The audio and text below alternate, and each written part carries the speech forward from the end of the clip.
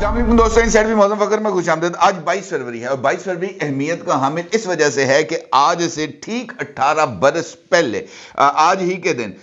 صبح 7 بجے کا وقت تھا جب عراق کی العسکری مسجد میں ایک دھماکہ ہوا تھا۔ اس مسجد میں ایک مزار بھی تھا جہاں 10ویں اور 11ویں شیعہ امام علی حیدی اور ان کے بیٹے حسن عسکری کی قبریں تھیں۔ یہ جنگ شیعہ جو ہے مسلک کے لوگوں کے لیے بلکہ تمام لوگوں کے لیے مقدس ترین مقامات سے ایک تھا، اور اس حملے نے ایک ایسی جنگ کا آغاز کر دیا تھا جہاں پر تباہی نے اس حد تک ڈیر ڈال دیا کہ آج بھی مسلم ممالک اس تباہی سے باہر نہیں نکل سکے۔ اسی جنگ کے نتیجے میں ایک ایسی تنظیم وقوع پذیر ہوئی جس نے پورے کے پورے عالم اسلام کے اندر ایک ایسی نئی تفریق کی بنیاد رکھی جو آج تک اپنی جگہ پر موجود ہے۔ یہ حملہ جس کا میں آپ کے ساتھ ذکر کر رہا ہوں، اس نے پورے کے پورے عراق کو آگ میں جھونک دیا تھا۔ صرف اس ایک حملے کے بعد نجف میں دکانیں بند ہو گئیں، 25 کے قریب مساجد کو آگ لگا دی گئی تھی، گڑھوں میں سے لوگوں کی لاشیں برآمد ہو رہی تھیں، اور تقریباً 20 لوگوں نے مل کر حضرت سلیمان فارسی رضی اللہ تعالیٰ عنہ کا مقبرہ بھی تباہ کر دیا تھا۔ آپ سوچ رہے ہوں گے کہ میں نے آج گفتگو کا آغاز 18 سال پرانے اس واقعے سے کیوں کیا، اور اس کی وجہ بہت ہی زیادہ اہمیت کی حامل ہے، کیونکہ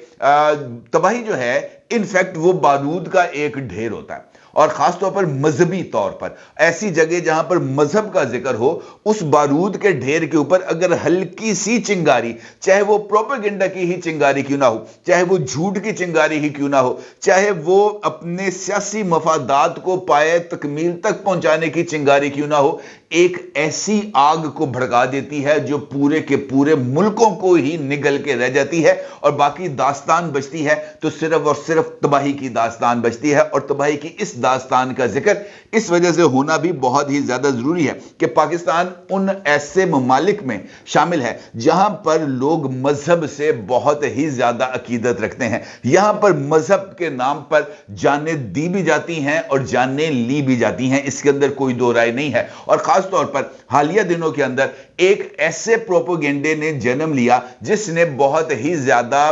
تشویش کے امکانات کو پیدا کر دیا، کیونکہ یہ propaganda supreme court of Pakistan کے جج مسٹر جسٹس قاضی فائز عیسیٰ صاحب، جو کہ چیف جسٹس آف پاکستان بھی ہیں، ان سے منسوب ایک فیصلے کے حوالے سے تھا جو قرآن کریم کی اشاعت سے منسلک تھا، اور اس معاملے کو لے کر، اس ایشو کو لے کر، اس فیصلے کو لے کر اس کو فتنہ قادیانیت کے ساتھ جوڑ کر جسٹس قاضی فائز عیسیٰ صاحب کے حوالے سے نفرت انگیز مہم کا آغاز ہوتا ہے۔ اور یہ نفرت انگیز مہم صرف جو ہے وہ مذہبی انتہا پسند یا ایک ایسے نوجوان جو علم سے اتنا زیادہ آگاہ نہیں ہوتے، جو اسلامی ایشوز سے یا اسلامی تاریخ سے واقفیت نہیں رکھتے، جو اسلامی کتب سے یا اسلامی شریعت سے واقفیت نہیں رکھتے، وہ اس سے نہ صرف متاثر ہو جاتے ہیں بلکہ اس پروپیگنڈے کا حصہ بن جاتے ہیں۔ لیکن تشویش کی بات اس وقت ہوتی ہے جب معاشرے کے پڑھے لکھے طبقات بھی، اور خاص طور پر وہ طبقات جو بہت ہی زیادہ سینسٹیو سمجھے جائیں، وہ ایسے طبقات جو معاشرے کی آنکھ اور کان سمجھے جائیں، یعنی جرنلسٹ طبقات، وہ بھی اگر اس لڑائی میں یا اس تباہی کے اندر اس آگ کو ہوا دینے یا اس چنگاری کو سلگا کر اس بارود کے ڈھیر پر پھینکنے کی کوششوں میں مصروف ہو جائیں، تو اس کا مطلب یہ ہوتا ہے کہ یہ جو ایشوز ہے یہ اتنا زیادہ سنگین ہو چکا ہے جس کو کسی بھی صورت نظر انداز نہیں کیا جا سکتا۔ جسٹس قاضی فائز عیسیٰ صاحب کے خلاف شروع ہونے والے اس پروپیگنڈا کے اگر آپ فٹ پرنٹس دیکھیں تو یہاں پر آپ کو وہ پہلی پوسٹ جو عبد الواسع نام کے ایک شخص کے اکاؤنٹ سے کی گئی تھی، اس سلسلے سے اس کا نہ صرف آغاز ہوتا ہے بلکہ اس میں بہت ہی نامور شخصیات سے ہوتے ہوتے ہوتے ٹی ٹی پی تک بھی یہ فٹ پرنٹس پہنچتے ہیں، اور اس کے اندر نامور جرنلسٹ جن میں جناب عمران ریاض خان صاحب اور صدیق جان صاحب بھی شامل ہیں، ان کے نام بھی آتے ہیں۔ نہ صرف ان کے نام بلکہ اور بھی ایسے تمام لوگوں کے نام آتے ہیں جو جسٹس قاضی فائز عیسیٰ صاحب سے کسی نہ کسی طریقے سے بغض رکھتے ہیں، ان پر غصہ ہیں، اور خاص طور پر اس وجہ سے غصہ ہیں کہ انہوں نے پاکستان تحریک انصاف کے لیے بلے کے انتخابی نشان کو بحال رکھنے یا نہ رکھنے کے حوالے سے जो फैसला दिया था, इलेक्शन कमीशन ऑफ पाकिस्तान के फैसले को बरकरार रखा था, वो उसको इस बात से ताबीर कर रहे हैं कि जस्टिस काजी फायज ईसा साहब ने दीदा दानिस्ता पाकिस्तान तरीके इंसाफ को इंतखाबी मैदान से आउट करने की साजिश रची, और वो इस एक बुनियाद को लेकर जस्टिस काजी फायज ईसा साहब के खिलाफ प्रोपोगेंडे का महाज गर्म किए हुए हैं, ये सोचे समझे बगैर कि जनाब ये जो आग है, अगर ये नफरत की आग, अगर ये फिरका वारियत की आग, अगर ये मसबी मुनाफरत की आग अगर आगे फैल गई तो इसका अंजाम क्या होगा। हद तो यह है कि मौलाना फजलुर रहमान जैसे जय्यद आलम भी इस प्रोपोगेंडे से ना सिर्फ मुतासर हो जाते हैं, बल्कि वो भी एक वीडियो बयान रिकॉर्ड कराकर जस्टिस काजी फायज ईसा साहब के इस मुबैना फैसले से ना सिर्फ इजहार बुरात करते हैं, बल्कि इस बात की धमकी भी दे देते हैं कि अगर जस्टिस काजी फायज ईसा साहब ने अपने इस फैसले को वापस ना लिया तो वो जस्टिस काजी फायज ईसा साहब के खिलाफ सुप्रीम कोर्ट के इस फैसले को वापस लेने के लिए ना सिर्फ एहतजाजी तहरीक चलाएंगे, बल्कि डी चौक के ऊपर धरना भी देंगे। असल में हकीकत क्या है, इसको किसी ने जानने की कोशिश नहीं की। हत्ता कि अब सुप्रीम कोर्ट ऑफ पाकिस्तान की खुद अपनी वेबसाइट के ऊपर इस फैसले के हवाले से तफसीलात ना सिर्फ शेयर कर दी गई हैं, बल्कि इस फैसले का उर्दू तर्जुमा भी मंजरे आम पर आ चुका है। इस सारे इशू के ऊपर बात करने से पहले जरूरी है कि उस फैसले के उन तमाम नकात के ऊपर बात की जाए जो इस फैसले की बुनियाद बना था, और इस बात को भी देखा जाए कि क्या वाकई ही सुप्रीम कोर्ट ने कादियानियत के हवाले से कोई फैसला दिया है, और ये जो प्रोपेगेंडा इस वक्त चल रहा है उसकी हकीकत क्या है। एक इशू डेवलप हुआ और जियो ने सबसे पहले इस खबर को ब्रेक किया, और उन्होंने अपने टीवी चैनल के ऊपर इस बात का जिक्र किया कि जनाब एक शहरी है जिसका जो कादियानी है, और उसको सुप्रीम कोर्ट ऑफ पाकिस्तान से ना सिर्फ जमानत मिली बल्कि उनको कुरान करीम की इशात यानी तबाद की इजाजत भी दे दी गई। और इस इशू को लेकर उसके बाद फिर अगले मामले का आगाज होता है। लेकिन हकीकत क्या है? हकीकत यह है कि इस फैसले का मुख्तसर हवाल कुछ इस तरीके से है कि मुल्जिम के खिलाफ जो ताज़ीरात पाकिस्तान का सेक्शन है 298 और 295C, इसके तहत पंजाब के इशात कुरान एक्ट की दफा 7 और 9 के तहत 6 दिसंबर जो है 2022 को इस वजह से FIR दर्ज कराई जाती है कि मुल्जिम पर इल्ज़ाम था कि वो कादियानी मजहब की मशहूर तफसीर सगीर की तकसीम में मुलव्वस है। खुलासा कलाम यह हुआ कि मुल्जिम पर बुनियादी तौर पर 3 इल्ज़ामात आयद किए गए। नंबर 1 कि उसने ये जो है Punjab Quran printing and recording act 2010 की दफा 7 और 9 की खिलाफ वर्जी की। दूसरा जुर्म उसके ऊपर यह होता है कि मजमूए ताज़ीरात पाकिस्तान की दफा 295B के तहत तौहीन कुरान का इल्ज़ाम आयद होता है, और ताज़ीरात पाकिस्तान की दफा 298C के तहत कादियानी मजहब से ताल्लुक रखने वाले अफराद का खुद को मुसलमान जाहिर करने का इल्ज़ाम आयद किया जाता है। इन इल्ज़ामात के तहत 6 दिसंबर 2022 को FIR के इंदराज के बाद मुल्ज़म को 7 जनवरी 2023 को गिरफ्तार कर दिया जाता है, जिसके बाद बिलतरतीब 10 जून और 27 नवंबर को एडिशनल सेशन जज और लाहौर हाई कोर्ट से मुल्ज़म की जमानत खारिज कर दी जाती है, जिसके बाद इस केस की इब्तिदा सुप्रीम कोर्ट ऑफ पाकिस्तान में होती है। और सुप्रीम कोर्ट में यह केस चीफ जस्टिस काजी फायज ईसा और जस्टिस मुसर्रत हिलाली साहिबा पर मुश्तमिल 2 रुकनी बेंच के सामने मुकर्रर होता है, जिसकी तफसील भी कुछ इस तरीके से बयान की जाती है। सुप्रीम कोर्ट के सामने इस केस में 2 सवालात थे, जिनमें पहला तो मुल्जिम की जानिब से जमानत बादस गिरफ्तारी की दरखास्त थी, और दूसरा इशू था कि मुल्जिम पर जो फर्द जुर्म आयद की गई थी उस फर्द जुर्म से जो मुख्तलिफ जराइम के तहत जो दफात थी उनको हज़फ करने की दरखास्त दी गई थी। सुप्रीम कोर्ट ने इस केस की इब्तिदा में मुल्जिम की वकील ने जो है उसमें दलाइल दिए, और मुल्जिम के वकील का पहला नुक्ता यह था कि मुल्जिम के खिलाफ 6 दिसंबर 2022 को जो FIR काटी गई है उसके मुताबिक मुल्जिम पर यह इल्ज़ाम है कि उसने 2019 में तफसीर सगीर को तकसीम किया, जो पंजाब के इशात कुरान कानून के तहत जुर्म है। लेकिन याद रहे कि ऐसी कोई तफसीर तकसीम करने पर पाबंदी 2021 में लगी थी, 2019 में इस बात की कोई पाबंदी नहीं थी जब यह तफसीर को तकसीम किया जा रहा था। ٹھیک ہے جی. اس کے بعد یہ کہتے ہیں کہ جناب وہ جرم کے زمرے میں آئے گا جب وہ مسئلہ اس ایئر میں شروع ہوگا. یعنی ایک جرم اگر 2019 میں ہوا ہے اور اس جرم کے حوالے سے جو قانون ہے وہ 2022 میں بنا ہے, تو 2022 میں اگر کوئی جرم ہوگا تو پھر اس کے اوپر 2022 کے قانون کا اطلاق ہوگا. 2019 میں ہونے والے جرم کا اطلاق 2022 میں بننے والے قانون کے تحت نہیں ہو سکتا. یہ استدلال تھا ملزم کے وکیل کا, جس نے اس کے اوپر اس بات کا ذکر کیا. دوسرا ایشو یعنی توہین قرآن اور خود کو مسلمان ظاہر کرنا تھا. تو اس حوالے سے ملزم کے وکیل کا یہ کہنا تھا کہ یہ جو دونوں الزامات ہیں, اس حوالے سے ملزم کے خلاف نہ تو ایف آئی آر اور نہ ہی پولیس چلان میں کسی طرح کے کوئی الزامات درج ہیں. جس کے بعد جو ہے جو انہوں نے دیکھا تو اس میں جو فیصلہ جب اس کا دلائل کے بعد سپریم کورٹ آف پاکستان نے اس فیصلے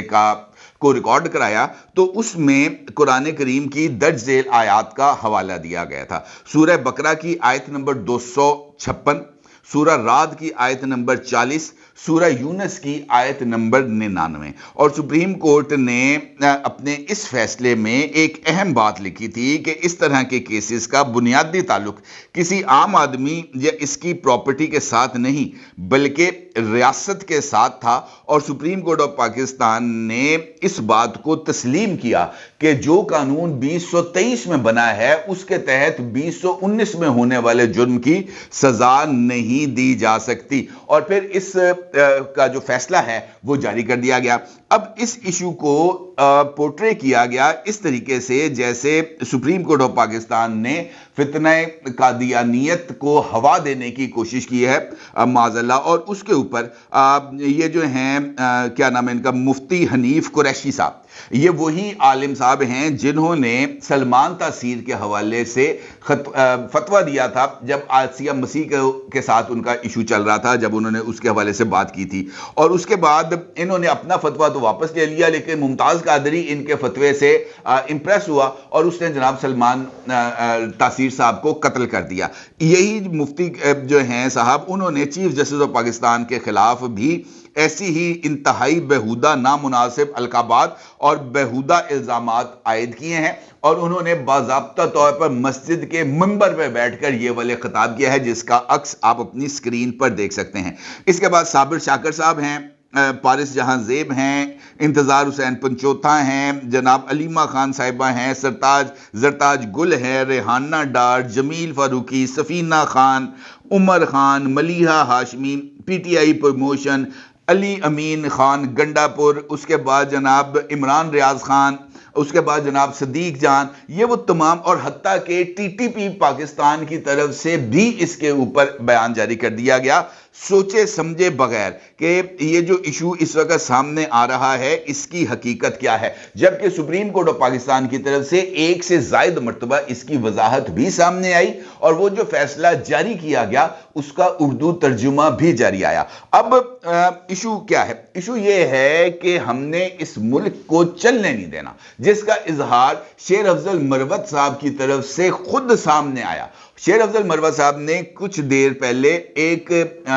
جو میڈیا ٹاک ہے اس میں انہوں نے اس بات کا برملا اعتراف کیا کہ جناب ہمارے راستے بند کر دیے گئے, ہمیں دھاندلی سے ہرایا گیا, اب ہم ہر وہ راستہ اختیار کریں گے جس کے ذریعے ہم اس حکومت جو ابھی وقوع پذیر ہونے جا رہی ہے, اب وجود میں آنے جا رہی ہے, اس کے راستے میں رکاوٹ پیدا کی جائے. اور انہوں نے اس بات کا بھی اظہار کیا ایک دوسری میڈیا ٹاک کے اندر کہ جناب ہم اسمبلی میں موجود ہوں گے اور ہم اس حکومت کو نہیں چلنے دیں گے. اس کا مطلب یہ ہے کہ یہ جو سارا پروپیگنڈا کیا جا رہا ہے وہ پروپیگنڈا اس وجہ سے کیا جا رہا ہے کہ ایک ایسا ہوا کھڑا کیا جائے, لوگوں کو اس طریقے سے سڑکوں پر لایا جائے, ایک ایسے منظم انداز کے اندر احتجاجی تحریک کا آغاز کیا جائے جس سے نو منتخب حکومت جس نے ابھی حلف لینا ہے, وہ اسمبلی جس نے بھی حلف لینا ہے, وہ اسمبلی جس نے بھی اسپیکر ڈپٹی اسپیکر کا انتخاب کرنا ہے, وہ اسمبلی جس نے بھی صدر اور وزیر اعظم کا انتخاب کرنے کے بعد کابینہ کی تشکیل دینی ہے, اس کو پہلے دن سے ہی ایک ایسے حساس مذہبی معاملے میں پھنسا دیا جائے جہاں سے اس کا باہر نکلنا مشکل ہو جائے. اور اگر وہ اس احتجاج तफसीलात को दबाने के लिए ताकत का इस्तेमाल करे, तब भी उसके लिए प्रॉब्लम हो जाए और उसका नतीजा ये निकलेगा कि पाकिस्तान माशी एतबार से कमजोर होता चला जाएगा। क्योंकि एक ऐसा मुल्क जहां पर अबतरी की कैफियत मौजूद हो, जहां पर अदम इस्तेहकाम हो, जहां पर मजहब के नाम पर या सियासत के नाम पर आए रोज मुजाहरे किए जाते हो, वहां पर कोई भी सरमायाकार आकर अरब हाथ डॉलर की सरमायाकारी नहीं करेगा और उसके नतीजे में पाकिस्तान तहरीक इंसाफ का यह मौकफ तकवीयत पाएगा कि जनाब साफ शफाफ इंतखाबात के अंदर चूंकि हम इक्तदार में नहीं आए, लिहाजा पाकिस्तान के अंदर अबतरी फैली। अब इस सारे फितने को जो है एड्रेस करना और इसकी बेखनी बहुत ज्यादा जरूरी है और इसीलिए कानून नाफिज करने वाले अहम तरीन इदारों ने और दीगर इदारों ने फेक न्यूज फैलाने वालों की लिस्टें तैयार करना शुरू कर दी हैं और उसमें बड़े बड़े नाम जो हैं वो शिकंजे में आ रहे हैं। कुछ लोग ऐसे हैं जो इस मुहिम का हिस्सा बने, उन्होंने मुख्तलिफ ट्वीट्स की, चीफ जस्टिस काजी फाइज ईसा साहब की तस्वीर लगाकर, सुप्रीम कोर्ट ऑफ पाकिस्तान की तस्वीर लगाकर, जियो के खबर का स्क्रीनशॉट साथ लगाकर उन्होंने पोस्ट को पब्लिक किया। और अब जब उन्होंने इस बात का देखा कि जनाब ये हमारे ऊपर फेक न्यूज की जो इशू है वो डेवलप हो रहा है, तो वो अपनी ट्वीट्स को डिलीट करके भागना शुरू हो चुके हैं। लेकिन इसके बावजूद भी कानून नाफिज करने वाले इदारों ने ना सिर्फ अब कार्रवाई का आगाज कर दिया है, बल्कि chief justice of Pakistan mister justice काजी फाइज ईसा साहब के खिलाफ सोशल मीडिया पर मुहिम चलाने वाले बंदे को ना सिर्फ गिरफ्तार कर लिया गया है, उसका नाम अब्दुल वासे है, बल्कि इसके बाद फैसलाबाद और लाहौर से भी 2 गिरफ्तारियां हो रही हैं। और इसके साथ साथ बताया यह जा रहा है कि वो तमाम लोग जिनकी ट्वीट्स का स्क्रीनशॉट अपनी स्क्रीन पर देख सकते हैं, बहुत लंबे नाम है जो मैंने अभी भी लिए हैं, उनके खिलाफ भी यह कार्रवाई हो रही है कि जनाब आप किस तरीके से पढ़े लिखे होने के बावजूद, जर्नलिस्ट होने के बावजूद इस प्रोपेगेंडे का हिस्सा बने। और इस फहरिस्त के अंदर आपको वो तमाम लोग नजर आएंगे जो पाकिस्तान तहरीक इंसाफ के प्रोपेगेंडा सेल, चाहे वो इलेक्ट्रॉनिक मीडिया पर हो, चाहे वो डिजिटल मीडिया पर हो, वो उस प्रोपेगेंडा सेल के अंदर आपको इमरान खान साहब का चूरन बेचते हुए नजर आएंगे। तो इसका मतलब यह है जनाब कि पाकिस्तान के अंदर वो जो बारूद का ढेर है, जो मजहब का नाम के ऊपर यहां पर फिरकावारियत को हवा देने की कोशिश करके पाकिस्तान और पाकिस्तान की मईशत को जिस बारूद के ढेर पर बिठाया गया है, सिर्फ एक चिंगारी जलाने की कोशिश कर रही है ताकि इस बारूद के ढेर को आग लगे। और इस बारूद के ढेर को अगर आग लग गई तो फिर हमें आज से 18 साल पहले 22 फरवरी को ही होने वाले वाक़े का खमियाजा भुगतना पड़ेगा, जब शिया सुन्नी फसाद खुदा न खास्ता इरप्ट कर जाएगा और फिर इस सिचुएशन को कोई रोकने वाला नहीं होगा। और इस बात को भी याद रखना चाहिए कि पाकिस्तान तहरीक इंसाफ की इस वक्त पॉलिटिकल एफिलिएशंस किन जमातों के साथ है और उनके बैकग्राउंड्स को भी हमें मद्देनजर रख के ही फैसला करना चाहिए कि क्या मुस्तकबिल में आगे बढ़ने का क्या तरीकाकार है। इदारों के लिए तो इंपॉर्टेंट बात यह है कि उन्होंने अब फैसला करना है, क्योंकि बहुत देर हो चुकी है। अब भी अगर फैसला ना किया गया, सख्त कार्रवाई ना की गई इस फेक न्यूज को फैलाने वालों के लिए, इस प्रोपेगेंडा को फैलाने वालों के लिए जो तबाही का सबब बनने वाले हैं, तब तो बहुत ही मुश्किल हो जाएगी। फिर सर्वाइवल की जो लड़ाई है वो हर एक को अपनी अपनी लड़नी पड़ेगी। देखें इस लड़ाई में फिर कौन जीतेगा और कौन हारेगा। अपनी राय को जरूर इज़हार कीजिएगा। आपका बहुत शुक्रिया। अल्लाह हाफ़िज़।